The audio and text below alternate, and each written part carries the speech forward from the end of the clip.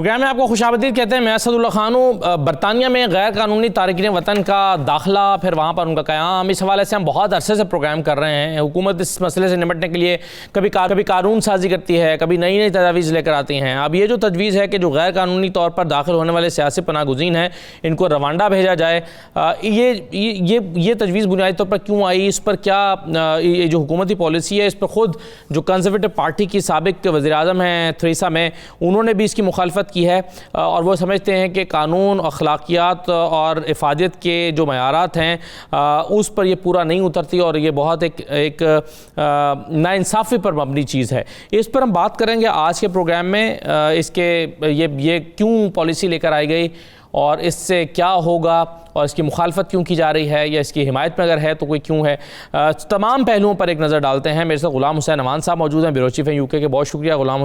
Solicitor Asim Suleman साहब हमें join करेंगे। सोलिसिटर आमिर मंजूर साहब हमारे साथ मौजूद हैं और इमिग्रेशन और इंसानी हकूक़ के माहिर सोलिसिटर अमजद मलिक साहब हमारे साथ मौजूद हैं। मैं तमाम मेहमानों को खुशामदीद कहूँगा। सबसे पहले ग़ुलाम हुसैन साहब, ये क्या मामला है रवांडा सियासी पनाहगुज़ीनों को भेजने का और ये क्यों कर मुमकिन हो पाएगा, कैसे मुमकिन हो पाएगा और ये पॉलिसी क्यों लाई गई? बहुत शुक्रिया असद। बेसिकली सबसे पहले हुआ ये कि जब से ये ब्रेग्जिट हुआ है उसके बाद से एकदम जो है वो गैर कानूनी तारकीन वतन जो है वो समुद्री रास्ते से बरतानिया आना शुरू हो गए, बहुत बड़ी तादाद के अंदर। उसकी एक वजह तो शायद ये बताई जा रही है कि जो फ्रांस है उन्होंने अपनी तरफ जो है वो कुछ नरमियाँ पैदा की बॉर्डर के ऊपर, और जो हज़ारों की तादाद के अंदर पनाहगज़ीन जो है वो फ्रांस के बॉर्डर पर थे वो जो है वो बरतानिया आना शुरू हो गए। और यहाँ पर जब गैर कानूनी तौर पर ऐसे लोग आए जिनके पास किसी किस्म की कोई दस्तावेजात नहीं होती, तो यहाँ पर जो है वो बहुत ज्यादा परेशानी बढ़ना शुरू हो गई। आप यहाँ से अंदाजा लगाएं कि 2020 के अंदर 8,000 लोग आए थे और 2021 के अंदर 28,000 गैर कानूनी ऐसे अफराद बरतानिया के अंदर दाखिल हो गए जिनके पास कोई दस्तावेज नहीं है। और उसके अलावा और सैकड़ों की तादाद के अंदर लोग ऐसे भी हैं जो कि अपनी जान से हाथ धो बैठे जब वो समुद्री रास्ते के अंदर बरतानिया के अंदर दाखिल हो रहे थे। कुछ की कश्तियां डूब गई, कुछ को जो है वो जो मुजामत के दौरान जो है वो कुछ हलाक हो गए। तो ये एक बहुत बड़ी दर्द सर बनी हुई थी बरतानवी होम ऑफिस के लिए, खुसूसन जो होम सेक्रेटरी है उनके लिए। तो उन्होंने हर तरह का हरबा इस्तेमाल कर लिया। पहले उन्होंने जो है वो बहुत ज्यादा फोर्सेज डिप्लॉय की एयरपोर्ट्स के ऊपर और वहाँ पर जो कैले बॉर्डर है वहाँ के ऊपर, लेकिन कोई कारगर साबित न हुआ। फिर उन्होंने जो फ्रेंच मिनिस्ट्री है उनसे रब्ता किया, उनको कहा कि आप बॉर्डर जो है वो टाइटन अप करें ताकि इस तरह के हमारे लिए मसाइल पैदा ना होए, लेकिन फिर भी कुछ नहीं हुआ। अब आखिरी हरबे के तौर पर जो है वो इन्होंने ये सोचा कि जब हम इस तरह की सख्ती करेंगे कि जो लोग इसको सेफ हेवन समझते हैं इमिग्रेंट्स, अगर हम उनको जो है वो 4,000 मील दूर जो अफ्रीकी ममालिक हैं वहाँ पर ट्रांसफर करेंगे तो हो सकता है वहाँ पर फ्लो कम होना शुरू हो जाए। जो यूरोप से लोग यहाँ पर इसको हेवन समझ के यहाँ आते हैं वो आना बंद हो जाए।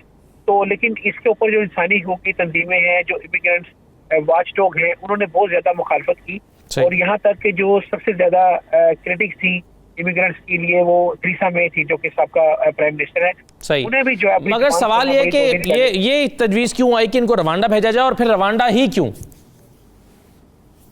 रवांडा इसलिए कि एक तो दूर दराज अफ्रीकी मुल्क है और लोग इस डर से बरतानिया आना बंद हो जाए। बेसिकली इसका पर्पज ये है कि लोग यहाँ पर आना बंद हो जाए। और दूसरा वही एक मुल्क है जिसने इनके साथ इस तरह का मैं कहूँगा गैर इंसानी और गैर अखलाकी मुआहदा किया, वो वही मुल्क है रवांडा जिन्होंने ये मुआहदा किया। तो इसमें रवांडा को क्या फायदा है?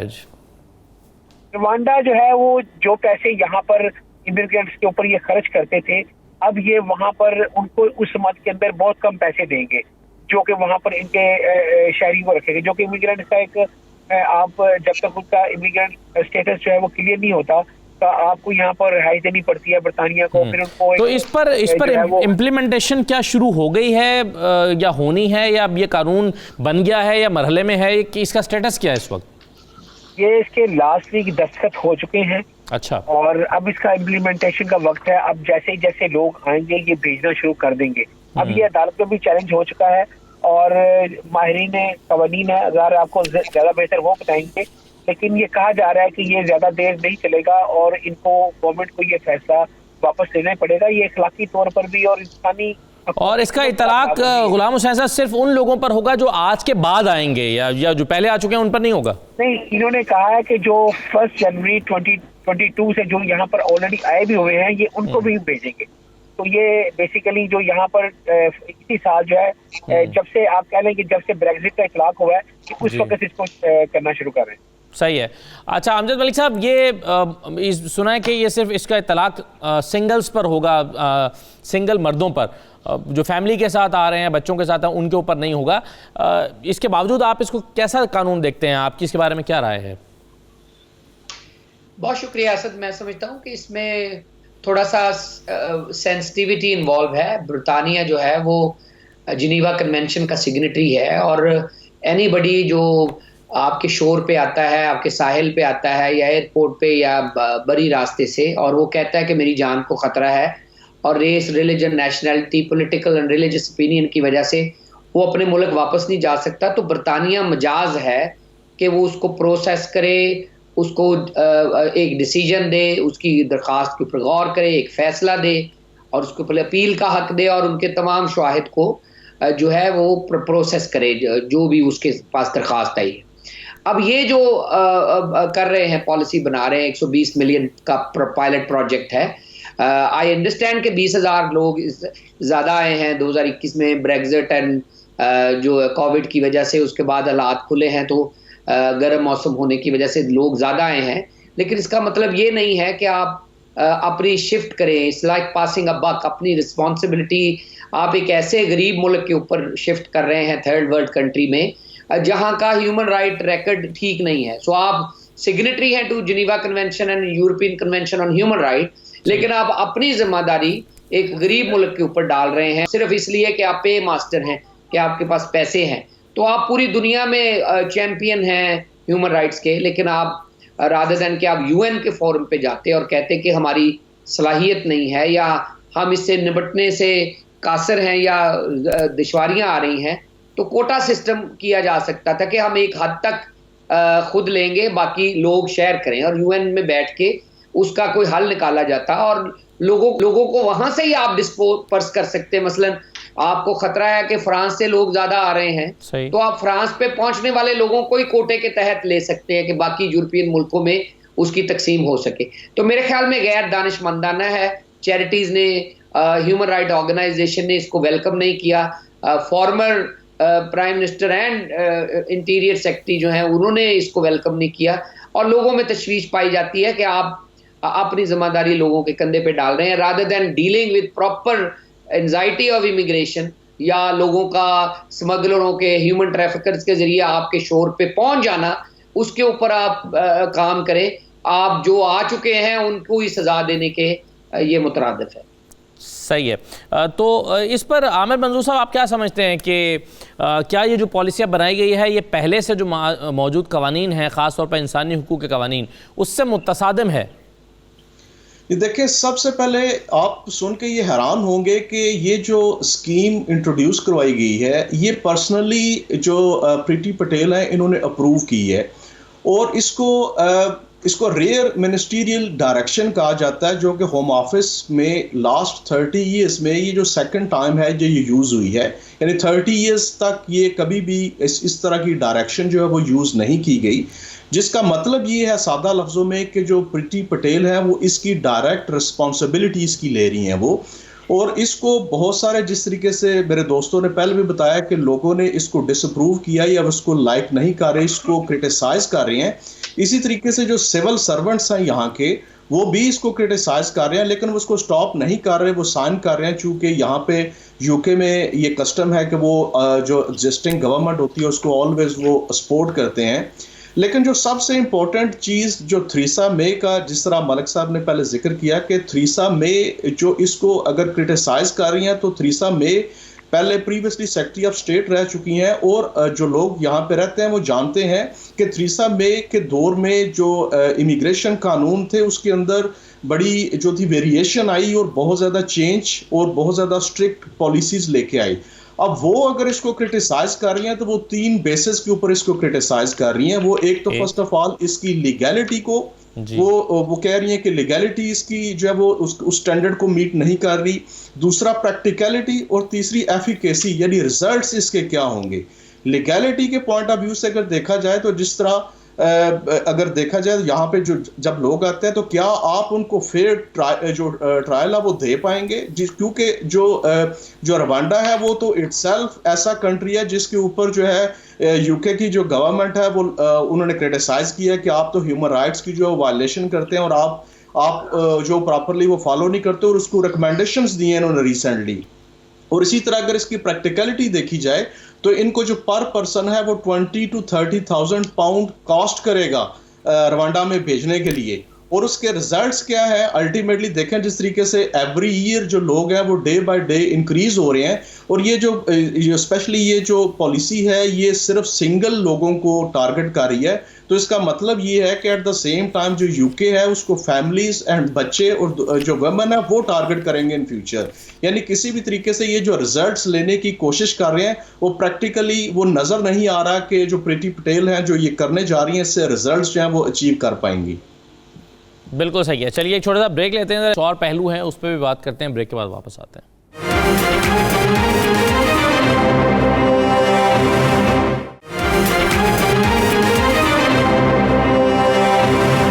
दोबारा आपको खुशामदीद कहते हैं। आसिम सुलेमान साहब भी हमारे साथ मौजूद हैं, सोलिसिटर आसिम सुलेमान। मैं आपको भी खुशामदीद कहता हूँ। ये बताइए सर कि अगर बहुत सारे लोग बरतानिया में चाहे वो गैर कानूनी तौर पर आते हैं लेकिन वो अपनी जान की हिफाजत के लिए, बेहतर मुस्तकबिल के लिए या रोज़गार की तलाश में आते हैं, या वो समझते हैं कि उनका और उनके बच्चों का मुस्तकबिल वहाँ पर महफूज है, तो जब एक कानून के तहत या मुआहदे के तहत इन तमाम लोगों को रवांडा भेज दिया जाएगा तो क्या वहाँ उनकी जान और वो बुनियादी जो हुकूक हैं, इंसानी हुकूक जिसके लिए वो बरतानिया आ रहे हैं, वो उनको मुयस्सर हो पाएंगे? जी अस्सलाम वालेकुम। जैसे कि मेरे दूसरे दोस्तों ने भी कहा, इसके ऊपर बहुत ही अच्छी इंफॉर्मेशन उन्होंने शेयर की है। सबसे पहले तो हमें ये देखना है कि जो प्रोटेक्शन है क्या उनको सिमिलर प्रोटेक्शन उनको रवांडा में मिल सकती है। अब हमें ये देखना होगा कि क्या रवांडा को क्यों सिलेक्ट किया गया।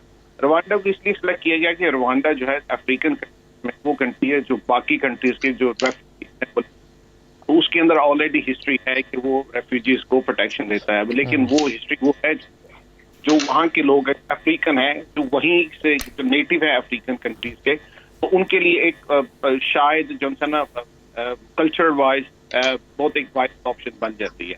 लेकिन हमें यहाँ पे ये देखना है कि यूके के अंदर जो माइग्रेंट्स आते हैं वो कहाँ से आते हैं। वो ज्यादातर इराक, ईरान, लीबिया, सीरिया यहाँ से आ रहे हैं। तो जब हम उनको देखते हैं क्या कल्चरली उनके लिए वाइबल है, क्या उनको सिमिलर प्रोटेक्शन मिल सकती है जो उनको यहाँ पे यूके में मिल सकती है, तो मेरे ख्याल में नहीं। इस पे ऑलरेडी भी डिस्कशन हो चुकी है और मेरे दोस्त ने ये बात उन्होंने हाईलाइट की है कि रवांडा के अंदर जो प्रॉब्लम है ह्यूमन राइट्स की वो इतनी अच्छी नहीं है। उसके अंदर ये रिपोर्ट्स भी पढ़ी गई हैं कि जो सिक्योरिटी फोर्सेज हैं वो किडनैप भी करती रही हैं, इनके भी इंस्टेंसेस हैं वहाँ पे। तो ये एक बहुत ही वाइबल ऑप्शन नहीं है फैमिलीज के लिए। लेकिन सबसे बड़ी मसला जो ये है कि क्या ये जो पॉलिसी अनाउंस ये बिल पास होने वाला है नेक्स्ट ईयर, क्या ये वाइबल है, क्या ये प्रैक्टिकेबल है या नहीं है। इसके ऊपर अगर देखा जाए तो आज ही स्काई ने रिपोर्ट किया है कि बहुत सारे लोग ऐसे हैं जो असाइलम सीख करना चाहते हैं, वो कहते हैं कि वो विल गो अंडरग्राउंड, हम असाइलम क्लेम नहीं करेंगे। और मसला ये है कि अगर जब असाइलम क्लेम नहीं करेंगे तो क्या होगा, फिर आपके पास अनडॉक्यूमेंटेड जो पीपल वो जो विदाउट स्टेटस हैं उनकी तादाद बढ़ना शुरू हो जाएगी। ये असाइलम सीकर तो वो हैं कि जो एप्लीकेशन जो अपनी वो क्लेम करते हैं, एप्लीकेशन पुट करते हैं, लेकिन there are so many people, उनके नंबर जो है वो हमारे मिलियंस में है, जो 1.4 मिलियन कहा जाता है कि अनडॉक्यूमेंटेड लोग हैं यहाँ पे, तो वो इंक्रीज होना शुरू हो जाएंगे। तो ये जो बात गुलाम हुसैन साहब ने की थी कि ये चैनल क्रॉस करके आते हैं, क्या इससे उनको कुछ थ्रेट होगी, क्या वो आना बंद हो जाएंगे? मेरा नहीं ख्याल कि वो आना बंद हो जाएंगे, क्योंकि क्या करेंगे वो जैसे ही यूके में एंटर होंगे तो वो असाइलम क्लेम नहीं करेंगे, because what they want, they don't want to go back to Rwanda. अगर वो उनको ये असाइलम नहीं मिल रहा तो वो किसी और तरीके से यहाँ पे रहने की कोशिश करेंगे। तो जिस प्रॉब्लम को खत्म करने के लिए ये पॉलिसी बनाई है वो प्रॉब्लम तो खत्म नहीं होगी, क्योंकि वो तो लोग कंटिन्यूसली आना वो तो कंटिन्यू करते रहेंगे आना, और वो अनडॉक्यूमेंटेड जो नंबर ऑफ पीपल हैं वो इंक्रीज होते जाए। तो एक प्रॉब्लम को खत्म करने के लिए आप एक दूसरी प्रॉब्लम को जो है ना वो आप उसको जन्म दे। सही है। तो गुलाम हुसैन साहब, ये बेसिकली जो है ये जो मुआहिदा हुआ है, बज़ाहिर ऐसा लगता है कि रवांडा जो है वो उसने सिर्फ पैसों के लिए या कुछ वो समझते हैं कि उनको कुछ स्ट्रेंथ मिल जाएगी, उनको कुछ इमदाद मिल जाएगी, उसके लिए मुआहिदा किया। लेकिन क्या ये भी तो एक सवाल है कि क्या वो इतनी बड़ी तादाद में आने वाले लोग, हर साल हज़ारों की तादाद में आने वाले लोगों का बोझ बर्दाश्त कर सकते हैं या नहीं कर सकते? तो इस पर रद्दअमल ओवरऑल जो है वो क्या आया है हुकूमत को, और किस नौयत के सवालात जो हैं उठे हैं इस पॉलिसी पर? देखिए, अपोजिशन तो एक तरफ, हुकूमती अरकान, सीनियर अरकान, देखिए ना, एक्स प्राइम मिनिस्टर हैं बरतानिया की थीरेसा मे, उन्होंने भी बहुत पुरजोर तरीके से इसको कंडेम किया है और उनका ख्याल है कि ये इंसानी हकूक़ की खुल्लम खुला खिलाफवर्जी है। और जो जिनीवा कन्वेंशन का सिग्नेटरी है बरतानिया और वियना कन्वेंशन का सिग्नेटरी है, उसकी भी खिलाफवर्जी है कि आप जब कोई आपके मुल्क के अंदर आकर जो है वो असाइलम क्लेम करता है तो आपको उसको असाइलम देना पड़ेगा। ये तो नहीं है कि आप उसको चार्टर प्लेन के ऊपर किसी दूसरे मुल्क ले जाएं और वहां पर जाके जो है वो उनके रहमो करम पे छोड़ दें और वहां पर उनके साथ कैसा सलूक होता है, ये भी ज़ाहिर एक क्वेश्चनेबल बात है, इसको भी जो है वो देखना पड़ेगा। इसीलिए इस वक्त जो है वो बरतानिया के अंदर से भी एक बड़ी, मैं कहूँगा, तमन्ना आवाज़ें उठ रही है उसके खिलाफ और जो है वो इसको जैसा मैंने बताया कोर्ट के अंदर चैलेंज भी किया गया। तो मेरा नहीं ख्याल कि ये लॉन्ग लास्टिंग है, ये जो पॉलिसी है ये चल पाएगी। इसको बारहा जो है वो गवर्नमेंट को वापस लेना पड़ेगा। अगर नहीं होता तो जो भी नई गवर्नमेंट आएगी और वो भी इसको वापस ले सकते हैं। तो मेरे ख्याल से ये जो है वो ये नहीं चल पाएगी, क्योंकि इस तरह जो है वो इंसानी हकूक़ की भी खिलाफवर्जियाँ होंगी। जो इमिग्रेंट्स की जो तंजीमें हैं जो इमिग्रेंट्स के लिए काम करती हैं, उन्होंने भी बहुत स्ट्रांगली जो है वो इस एक्ट की जो है वो इसको अपोज किया है और वो इसको अदालत के अंदर चैलेंज भी कर रखा है। तो गुलाम हुसैन साहब, ये हर उस शख्स को रवांडा भेज दिया जाएगा इस पॉलिसी के मुताबिक जो कि बरतानिया में गैर कानूनी तौर पर कश्तियों के ज़रिए से या किसी भी ज़रिए से वो दाखिल होगा, तो हर उस शख्स को भेज दिया जाएगा या इसमें कोई तखसीस रखी गई है? देखिए, उसमें इन्होंने तखसीस ये रखी है कि जो बगैर डॉक्यूमेंट के एक बंदा यहाँ पर लीगली दाखिल होता है बरतानिया के अंदर, डॉक्यूमेंट्स के ऊपर आता है और वो कहता है कि वो उसको यहाँ पे प्रॉब्लम है अपने मुल्क के अंदर, वो अगर अप्लाई करता है तो वो इस कैटेगरी में नहीं आएगा। लेकिन जो बगैर डॉक्यूमेंट्स के आएगा, इलीगली बरतानिया के अंदर दाखिल होगा, ये उसके ऊपर जो है वो लागू होगा, उसको वहाँ पर भेजा जाएगा और उसके लिए जो है वो बरतानिया सफरी दस्तावेज बनाकर देगा। ये भी है उसके अंदर के सफरी दस्तावेजात जैसे कि ट्रेवल डॉक्यूमेंट होता है, वो उनको बनाकर दिया जाएगा और उनको रवांडा शिफ्ट किया जाएगा। और फिर जब तक उनका जो है वो जो भी असाइलम का क्लेम है उसके मुताबिक जो भी फैसला होगा उसके मुताबिक इसको डील किया जाएगा। ये इसके मुताबिक ये सही है। सही है। अमजद भाई साहब, ये बताइए कि आपकी राय में हुकूमत के पास ऐसे लोगों को रवांडा भेजने के अलावा, यानी इस तरह से इस मसले से निपटने के अलावा और क्या ऑप्शंस हो सकती थी? देखिए, हुकूमत ने एज अ डिटेरेंट लोगों को आने से रोकने के लिए ये रवांडा वाला काम चलाया है। टेक्निकली उनको भी पता है कि इसके ऊपर प्रैक्टिकल डिफिकल्टीज होंगी। आप अगर किसी को भी गैर इंसानी सलूक किया जाए कहीं भी और उसको स्टेटस की वजह से, यानी सिंगल हैं या विदाउट डॉक्यूमेंट हैं, उसकी वजह से वो रवांडा में जाके आप उनको भेज दें, तो ये हाई कोर्ट में इतनी रिटें आ जाएंगी कि जी आप अपनी जो है इनको आप European convention of human right के आर्टिकल 3 और 14 के तहत आप गैर इंसानी सलूक कर रहे हैं। तो मेरा ख्याल में इनको पता है कि अदालतों में काफ़ी चैलेंजेस आएंगे। हाँ, हल हैं, ये यूएनओ को इन्वॉल्व करते और वहाँ से जहाँ से ये लोग एमिनेट कर रहे हैं वहाँ से पिकअप कर लेते कि यूएन वहाँ पे डिपो बनाए और वहाँ पे लोगों को रजिस्टर होने का मौका मिले। जैसे कैले से ज़्यादा आ रहे हैं तो कैले में डिपो होना चाहिए यूएनओ का, और बरतानिया कहे कि हम यहाँ से इनको प्रोसेस कर लेंगे ताकि ये वहाँ पे डॉक्यूमेंट हो सके। दूसरा, बायलैटरल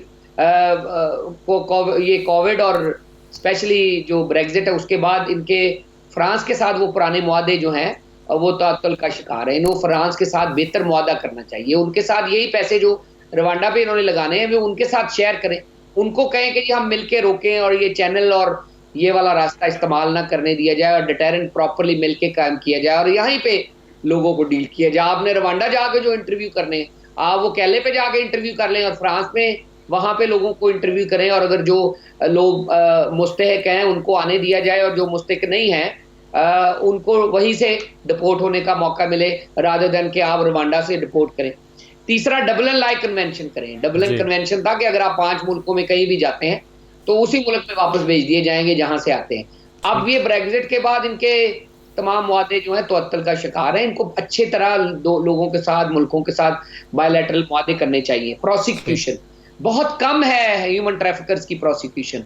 लोगों को सजा नहीं देंगे, लोगों को क्या पता चलेगा? वो 50 बंदे कश्तियों में डाल के भेजे जा रहे हैं, लोग आए जा रहे हैं, अभी को पकड़ा नहीं जाता। पीछे को स्मगलर पे हाथ पड़े, कोई इंटरनेशनल कोर्ट में उनका ट्रायल चले, पकड़ के इनको सजा मिले, उस मुल्क में सजा मिले, उसकी तशहीर हो, लोग इनके हत्थे चढ़ना खत्म हो। और रिवॉर्ड, आखिरी रिवॉर्ड एंड अवार्ड, आप लोगों के लिए इंसेंटिव रखें। जो लोग आते हैं वो आपके पोटेंशियल विटनेस भी हैं।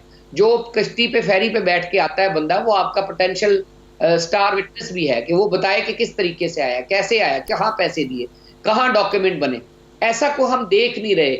कोई ऐसा इंसेंटिव का निज़ाम हो जिसमें लोग विसल ब्लोअर हों या आके बताएं कि किसके जरिए आए हैं, और उन लोगों के ऊपर हाथ डाला जाए। यहाँ पे कभी कभी हाथ डलता है, फिर चुप कर जाते हैं। मेरे ख्याल में ऐसी मशीनरी के ऊपर अगर आप हाथ नहीं डालेंगे और पकड़ेंगे नहीं घरों पे जाके, तो इसी तरह लोगों के फोर्ज डॉक्यूमेंट्स के ऊपर इसी तरह ही लुटे पुटे लोग जो हैं अपना सारा माल और दौलत अच्छी फ्यूचर के लिए लगा के इसी तरह जो है मुश्किलात का शिकार होते हैं। तो एक कंसर्टेड पॉलिसी की जरूरत है, रादर देन हरीडली एक डिटेरेंट पैदा करना कि लोग वहीं से ना चढ़े क्योंकि वो एंड अप रवांडा होंगे। ये चलेगा?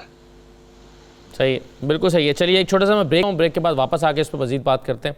हमारे साथ रहिए।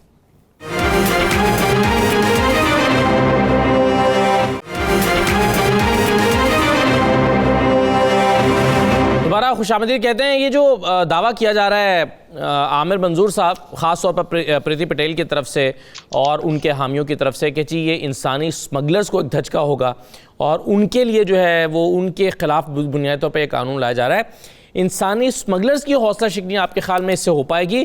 क्योंकि उनका काम तो लोगों को यहाँ तक जो है वो साहिल तक पहुँचा देना है, अपना काम तो वो करते रहेंगे, ये सज़ा तो शायद उन लोगों को मिलेगी जो वहाँ पर पहुँचेंगे। तो आपके ख्याल में जो इंसानी स्मगलर्स हैं वो कितना डिस्करेज होंगे इससे? देखिए, प्रैक्टिकली कहीं भी शायद इनिशियली ऐसे लग रहा है, लेकिन मेरा नहीं ख्याल कि ये प्रैक्टिकली पॉसिबल होगा। उसकी रीज़न ये है कि जिस तरीके से इनका ये सारा ये प्रोसेस इन्होंने स्टार्ट किया, इसके साथ इन्होंने 3 फर्दर और चीज़ें की हैं। एक तो इन्होंने जो रॉयल नेवी थी उसको इन्होंने एंगेज किया है, उसके साथ उनको 50 मिलियन का जो है साथ ही सपोर्ट दे रहे थे कि भी आप जो है वो जाके कुछ ऐसा सिस्टम और रेडार सिस्टम इन्होंने कुछ फर्दर उनको उसके ऊपर इन्वेस्ट करें ताकि आप जो स्मॉल बोट्स हैं आप उनको आप ट्रेस कर सकें।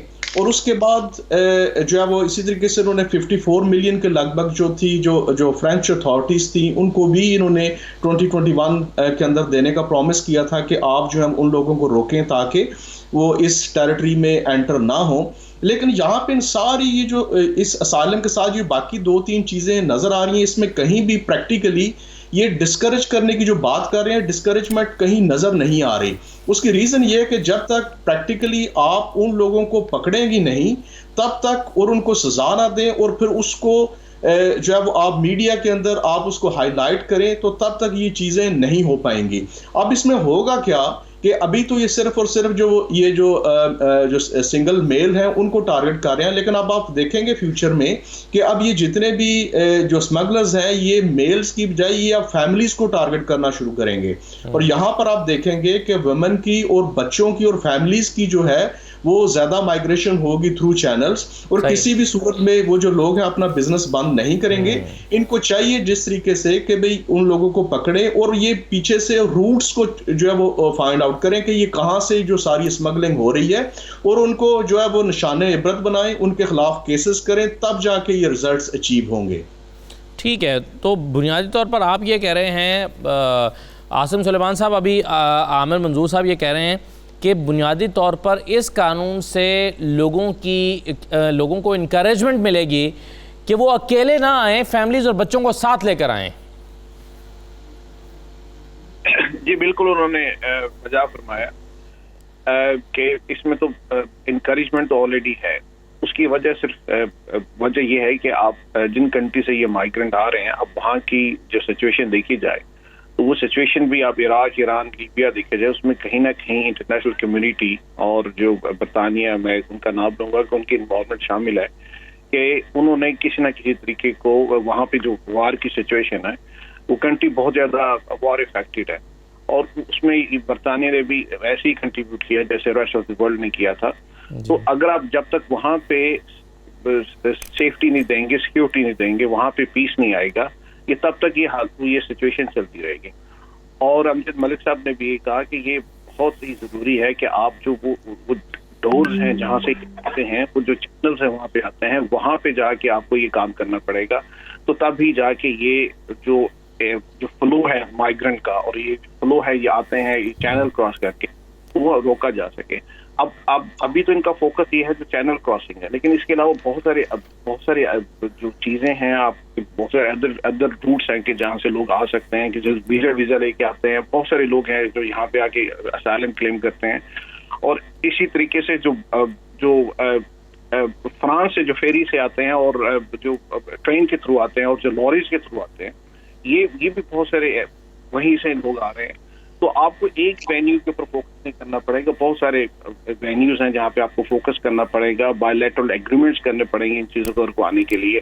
और जहाँ तक ये बात है कि जो ह्यूमन ट्रैफिकिंग करते हैं, अगर उनके लिए एक डोर बंद किया जाए तो वो दूसरा डोर ओपन हो जाता है। जैसे मैंने कहा कि अब तो लोग जो उनसे वो आना बंद नहीं होंगे, वो क्या करेंगे, अनडॉक्यूमेंट यहाँ पे रहेंगे और जो इलीगल जो ऑलरेडी हैं माइग्रेंट हैं, उन पे इंक्रीज हो जाएगा बहुत ज्यादा। तो ये एक उनके लिए इंसेंटिव है कि जो आप आए, बॉर्डर क्रॉस करके लेके आए, बच्चे लेके आए, और उनको भी ये पता है कि बच्चे जो आएंगे अगर 5 साल इंडियन नेशनल है तो 5 साल के बाद उनको नेशनैलिटी मिल जाएगी, अगर 5 साल रेजिडेंट अगर वो यहाँ पे रहे। अदरवाइज अगर 7 साल रहेंगे तो वो जो है उसकी उनकी बेसिस पे वो लीव टू रिमेन मिल जाएगा। तो इंसेंटिव इज ऑलवेज देयर। तो इंसेंटिव अगर आप ये वाला इंसेंटिव खत्म कर रहे हैं असाइलम वाला, तो जो दूसरे इंसेंटिव है वो तो मौजूद है। तो वो कुछ ना कुछ वो तो जो फ्लो है वो जो मेरे ख्याल में सारे शुरा इस बात में मुत्तफिक हैं, गुलाम हुसैन साहब भी, कि जो फ्लो है वो इफेक्ट नहीं होगा क्योंकि इंसेंटिव इज देयर। वो आप एक इंसेंटिव बंद करते हैं रवांडा वाला, लेकिन दूसरे वाले खुले हैं। अगर मैंने वो बहुत हैरानगी हुई कि ये जो डील इनकी रवांडा के साथ है, ये ड्यूबियस। उसकी वजह ये है कि ये गार्डियन ने रिपोर्ट किया था कि ये जो डील है ये तो 120 मिलियन की डील है रवांडा के साथ। इसके साथ एक और डील ये है कि इसमें रवांडा की सर्टेन फैमिली जो हैं उनको यूके में सेटल किया जाएगा, और ये हाईलाइट हुई है जो ब्रिटिश प्रेस के अंदर। तो ये तो ऑलरेडी डील है कि आई डोंट थिंक सो कि ये वर्क करेगी किसी भी तरीके से। तो इनको सोचना चाहिए अल्टरनेटिव्स के ऊपर कि दूसरी सिचुएशन कि आप ये जो बॉर्डर्स हैं इनको क्लोज किया जाए, ये जो वेन्यूज है जहाँ से लोग आते हैं इनको किसी तरीके से बंद किया जाए ताकि ये जो फ्लो है इसको रोका जा सके। बिल्कुल सही है। तो ये गुलाम हुसैन साहब, आपको क्या लगता है कि हुकूमत ने अपनी तमाम कोशिशें कर ली हैं और तमाम कोशिशें करने के बाद वो इस ऑप्शन पर मजबूर हुए हैं रवांडा वाला, या अभी कुछ ऑप्शंस बाकी थे जो उनको लेने चाहिए थे? मेरे ख्याल से जो बॉर्डर है ना उनको मज़ीद अच्छे तरीके से टाइट किया जा सकता था।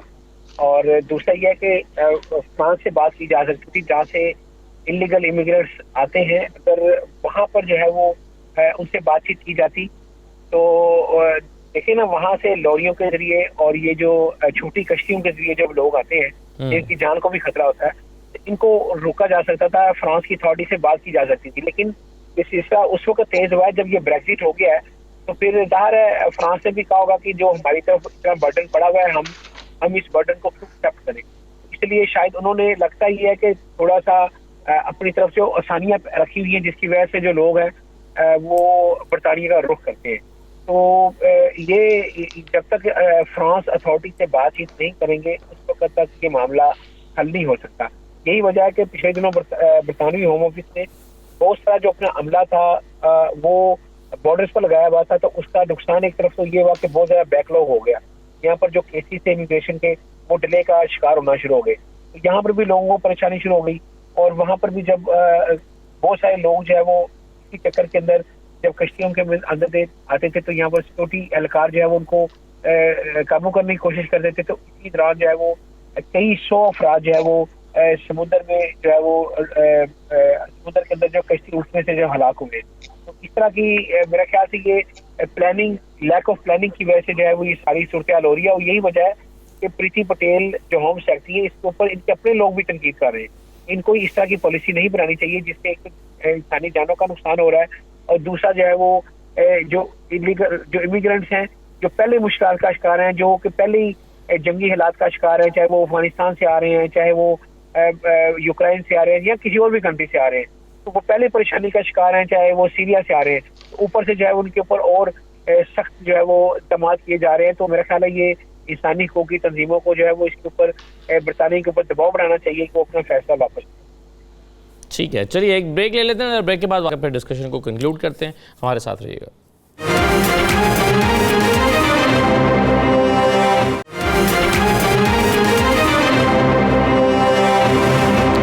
दोबारा आपको खुशामदीद कहते हैं। ये बताइए अमजद मलिक साहब कि अभी जो कह रहे थे गुलाम हुसैन अमान साहब कि जी जब तक फ्रांस की अथॉरिटी से बात नहीं करेंगे तब तक मसला हल नहीं होगा, इस चीज़ में क्या रुकावट है? क्यों बातचीत नहीं हो पा रही है वहाँ पर? एक क्यों बैठ के उनके साथ मुज़ाकरात करके टेबल पर बैठ के इस मसले का हल क्यों नहीं निकाला जा रहा? नहीं, देखिए मेरे ख्याल में वो जहाँ जब ये यूरोपियन मुल्कों में दाखिल होते हैं तो फ्रांस, हमारा जो रास्ता है उनके ज़रिए ज़्यादा जो है कनेक्टिविटी उनकी वजह से है, या चाहे कैले से आए, चाहे उनके साहिल समुंदर से आए, बोटों से आए, तो ये जो एंट्री पॉइंट है वो फ्रांस भी उसमें कंट्रीब्यूटरी कंट्री है कि वहां से लोग आते हैं। अब वो कहते हैं कि जी हमने अपने डिटेंशन सेंटर में रखा हुआ है, वो उनको अच्छे तरीके से देखभाल नहीं करते, प्रोसेस नहीं करते या डिले करते हैं, और लोग फिर अगली मंजिल की तरफ, चाहे जर्मनी की तरफ जाते हैं या बरतानिया की तरफ जाते हैं। और उनकी बात बिल्कुल ठीक है कि आप उनके साथ बात करें, मिलके को लाया अमल बनाएं। अगर ब्रेग्जिट की वजह से कोई तअत्तुर का शिकार भी हैं तो आपको रास्ता बनाएं आगे लोगों को फैसिलिटेट करने का। लेकिन ये मैं इसको कहता हूँ ये शिप मेंटालिटी है। ये जो हमारे फार राइट ग्रुप्स हैं या लोग हैं वो कहते हैं कि इनको लेके आप शिप पे रखें, यानी साले समुद्र के ऊपर बड़ा सारा शिप रखा हो, उस पे ला के रखें, प्रोसेस करें, रिफ्यूज हो जाए तो वहीं से डिपोर्ट कर दे। अब क्योंकि शिप पे रखा नहीं जा सकता, यहाँ के इंसानी हकूक़ के इस तरह के कवानीन हैं कि शिप पे गैर इंसानी सलूक होगा, खाना पाने का अच्छा इंतजाम नहीं होगा, लोग कैद में होंगे, आप साइलम सीकर्स को कैद में नहीं रख सकते। अब यही मेंटेलिटी उनको ने इसका हल निकाला है कि शिप पे तो नहीं रखा जा सकता, डिटेंशन सेंटर पे रखेंगे तो पैसे ज्यादा लगेंगे, क्योंकि जेल की तमाम फैसिलिटीज देनी पड़ेगी, तो क्यों ना हम रवांडा रख लें। तो ये टेक्निकली रवांडा इनके लिए शिप ही है। तो रवांडा में मगर वो आजाद होंगे क्या?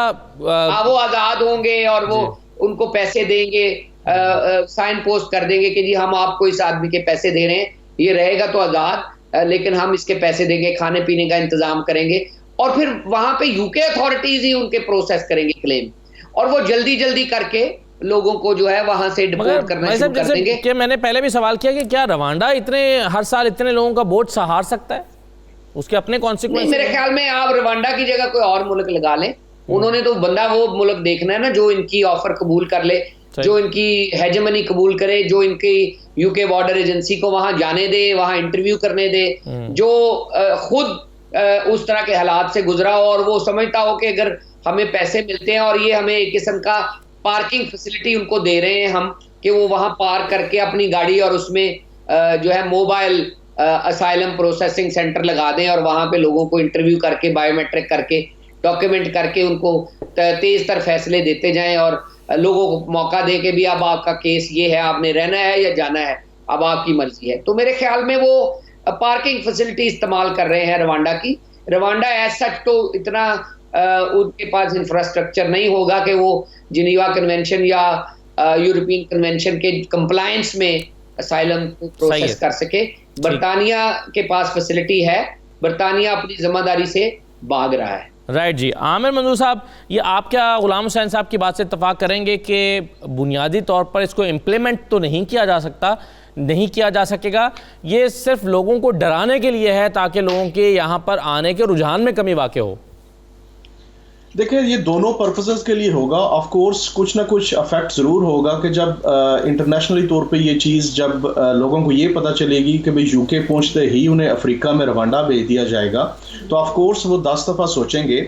लेकिन इसके लिए कुछ देखें चीज़ें जो बड़ी गौर तलब है। फर्स्ट ऑफ ऑल जो रवांडा में स्पेशली भेजने का बार बार जिक्र हो रहा है, रवांडा ऐसा कंट्री है कि जो ऑलरेडी यूएन ने ऑलरेडी वहाँ पे अफ्रीका के काफ़ी कंट्रीज से जो असाइलम सीकर्स हैं वो उनको डील करता है और वहाँ पे यूनिट्स हैं उनके ऑलरेडी। इसलिए रवांडा के लिए कोई नई चीज़ नहीं है, बल्कि आपने कुछ साल पहले 2018 में वहाँ पे बड़ा मशहूर वाक़या हुआ था। पुलिस और जो रेफ्यूजीज थी उनकी आपस में फाइट हुई थी और उसमें बहुत सारे रेफ्यूजीज थे, तो वो मारे गए थे। पुलिस ने उनको टारगेट किया था और उसकी वजह ये थी कि वहाँ पे खुराक कम हो गई थी और खुराक का जो यूएन की जो उन्होंने राशन थी उसकी 30% जो रेशो थी वो लेस कर दी थी। एक्चुअल जो प्रॉब्लम है वो ह्यूमन राइट्स इशू है कि भाई क्या आप लोगों को जब वहाँ पे भिजवा रहे हैं तो क्या वो ह्यूमन राइट्स की वायोलेशन नहीं है? क्या जिस तरीके से रवांडा के अंदर वहाँ पे तो जो मिसिंग पर्सनस बहुत ज़्यादा है, वहाँ पे प्रिजन्स के और डिटेंशन सेंटर के अंदर से लोग गायब हो जाते हैं वहाँ से, और पुलिस जो है वो बड़ी वहाँ पे फेमस है, वहाँ पे उनको एक्स्ट्रा जुडिशियल जो टारगेट्स हैं वो होते हैं। और उसके बाद जिस तरीके से मैंने इनिशियली बताया कि जो इवन जो यूके की गवर्नमेंट है उसने भी इनके ऊपर जो है वो तहफ़्फ़ुज़ात का इजहार किया था कि वहाँ पे जो फ्रीडम ऑफ स्पीच नहीं है और ये सारी चीज़ें जो एक्स्ट्रा जुडिशियल किलिंग और ये सारी चीज़ें वहाँ पर बड़ी कॉमन है। तो मेन प्रॉब्लम जो ये है कि जो रेफ्यूजीज जो अपने कंट्रीज से जिस तरीके से पहले मेरे दोस्त ने जिक्र किया कि जिस तरह आप देखें कंट्रीज इंटरनेशनली जो दुनिया की पोजीशन कहाँ पे जा रही है। अगर लास्ट ईयर में देखा जाए तो सबसे जो ज़्यादा जो रेशो जो यूके के अंदर थ्रू बोट्स लोग एंटर हुए वो ईरानियन है, और उसके बाद इराकी और दूसरे अरब कंट्रीज से जो लोग हैं वो एंटर हो रहे हैं। इसी तरह देखें आप अफगानिस्तान में और अभी रिसेंटली जो यूक्रेन के अंदर जो कंडीशन है, तो ये वो लोग हैं जो ऑलरेडी बेचारे सफ़र करके इतना अरसा ट्रैवल करके तो अगर वो यहाँ पे पहुँचते हैं तो उसके बाद वो उन्हें वो एक प्रॉब्लम से वो बच के तो दूसरी प्रॉब्लम में जा रहे हैं। अब वहाँ पे जाके पुराना यहाँ पे एक यूके के अंदर एक फास्ट ट्रैक का सिस्टम होता था जहाँ पे अक्सर जो था वो फेयर ट्रायल नहीं मिलता था। क्विक पोजीशन के ऊपर जो था उनके डिटेंशन सेंटर के अंदर सी कोर्ट्स बनी हुई थी, वहाँ पर एक क्विक डिसीजन होते थे। लोगों को जो जुडिशियल सिस्टम था उसके तहत प्रॉपर इंसाफ नहीं मिल रहा था। अब यही चीज़ दोबारा होने जा रही है। फर्स्ट ऑफ ऑल ये लोग वहाँ पे जाके एक तो सफ़र करेंगे, क्योंकि रवांडा में वो बैठे होंगे, उनकी आवाज़ तो बाहर आएगी नहीं। डिटेंशन सेंटर के अंदर उनके साथ जो मर्जी करते रहें। जिस तरीके से पहले एग्जाम्पल मौजूद है कि उनको तो प्रॉपर राशन भी नहीं मिल रहा था जो यूएन के तहत वहाँ पे रेफ्यूजीज थे, और अगर उन्होंने आवाज़ उठाई तो उनमें से बहुत सारे लोगों को मार दिया गया। और इसी तरीके से ये लोग भी बेचारे वहाँ पे जाकर सफ़र करेंगे और उनको इंसाफ नहीं मिल पाएगा। और बात यह है कि बड़ा ये मशहूर ये कहा जाता है कि 100 जो गुनाहगार हैं वो छूट जाए लेकिन एक बेगुनाह को सज़ा ना मिले। इसी तरीके से ये होगा कि अगर कोई उनमें से जो जेन्युइन बेचारा असाइलम सीकर्स या जो लोग जेन्युइनली सफ़र कर रहे हैं, अगर वो वहाँ पर जाकर फर्दर सफ़र करेंगे तो ये कोई हाल तो नहीं है। और जिस तरीके से यूके की रेपुटेशन है ऑल ओवर द वर्ल्ड कि ये ह्यूमन राइट्स को जो ये प्रमोट करते हैं। बहुत शुक्रिया आमिर मंजूर साहब, सोलिसिटर अमजद मलिक साहब, आसिम सुलेमान साहब और गुलाम सलमान साहब प्रोग्राम में शिरकत करने का बहुत शुक्रिया। इजाज़त दीजिए, अल्लाह हाफ़िज़।